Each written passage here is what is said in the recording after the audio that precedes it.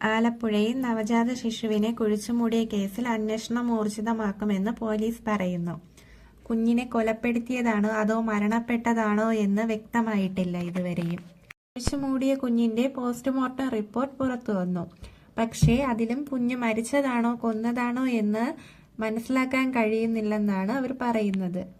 Forensic സംഘവും പോലീസും നടത്തിയ തെരച്ചിലിലാണ് കുഞ്ഞിന്റെ മൃതദേഹം കണ്ടെത്തിയത്.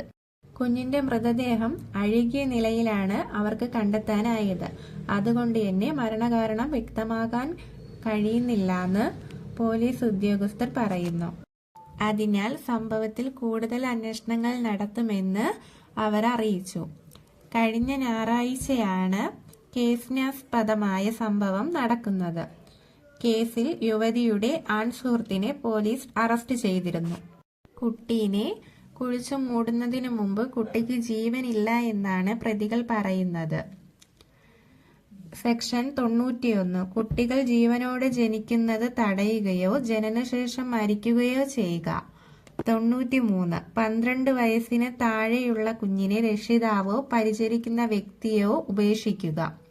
കൂടാതെ ഭാരതീയ ന്യായ സംഹിതയുടെ 94 മൃതദേഹം രഹസ്യമായി നീക്കം ചെയ്യുന്നതിലൂടെ ജനനം മറച്ചുവെക്കൽ ഇവയെല്ലാം ചേർത്താണ് പോലീസ് പ്രതികൾക്കെതിരെ കേസെടുത്തിരിക്കുന്നത്.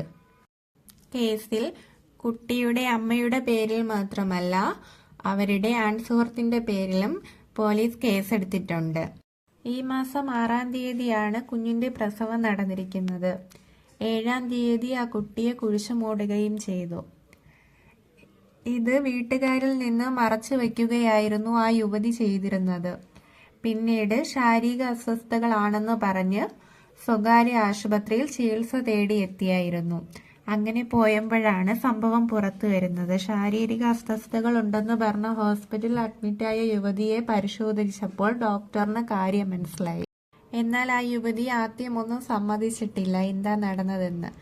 പിന്നീടാണ് സമ്മതിക്കുന്നത്. പ്രസവം നടന്നു എന്നും കുഞ്ഞിനെ അമ്മത്തൊട്ടിലിൽ ഏൽപ്പിച്ചു എന്നുമാണ് ഈ യുവതി ഡോക്ടറോട് പറയുന്നത്. പിന്നീടാണ് വീണ്ടും ചോദിച്ചപ്പോൾ കുറെ നേരം ഉരുണ്ട് കളിച്ചെങ്കിലും പിന്നെ പറയുകയുണ്ടായി വീട്ടുകാരെയും ബന്ധുക്കളെയും കുഞ്ഞിനെ ഏൽപ്പിച്ചുവെന്ന്. ഇവര് 2 രീതിയിൽ പറഞ്ഞപ്പോഴാണ് ഡോക്ടറിന് സംശയം തോന്നുന്നത്.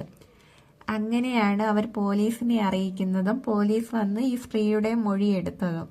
അപ്പോഴാണ് സംഭവം പുറത്തു വരുന്നത്. ഇവര് പറയുന്നതെല്ലാം കള്ളമാണെന്നും കുഞ്ഞിനെ ഇവർ കുഴിച്ചു മൂടിയെന്ന സത്യവും പുറത്തു വന്നത്.